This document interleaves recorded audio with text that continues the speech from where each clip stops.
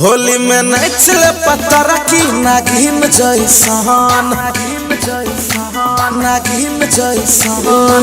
लेके अबीर करई रंगदारी छौरा देखाबै छै मोट पिचकारी कहै छै गे रंग देबो हम उजरा कलर से अगारी पिछारी गे तू त मुसकी मारै छी तकी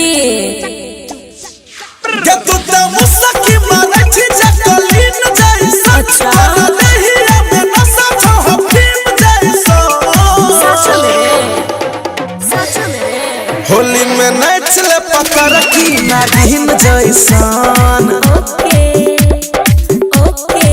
होली में नचले पत्थर की नागिन जैसन तो तू नाच रे सन्नू कुमार। फागुन महीना चढ़ गई है छोड़िया का नक्शा बिगड़ गई है फागुन महीना चढ़ गई है छोड़िया का नक्शा बिगड़ गई है आलू चॉप चाउमीन आलू चॉप बर्गर खा के पहले से ज्यादा पसर गई है कमर हिला के दिल धड़का के नखरे दिखा के कोई पगला के और क्या पहले से ज्यादा बिगड़ गई है कच कच आँख छोरा मारे छारे देहिया पर रंग वाला सारे छारे छोरा दीवाना लागे खुद से बेगाना लागे लहंगा पकड़ कल सारे छारे होली में बलजोरी करे छ तोहर लचक कमरिया आगे बोल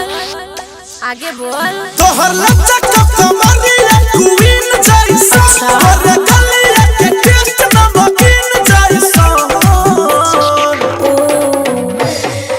होली में नचले पत्थर की नागिन जैसन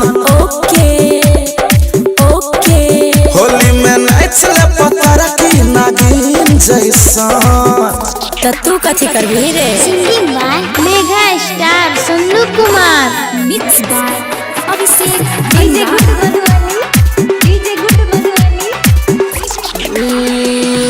सन्नू कुमार एडवांस बोले नवल धीरू हमर चोली खोले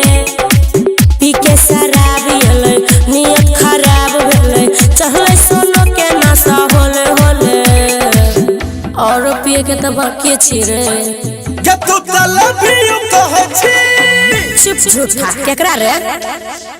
के तू त लव यू कहै छी फिल्मी सीन जैसन अच्छा। तू त कैमरा में लागै छी हीरोइन जैसन ओह माय गॉड होली में नचले पत्थर की नागिन जैसन तू कमर हिला ले होली में नचले पत्थर की नागिन जैसन तले या तू नाग जैसा नाच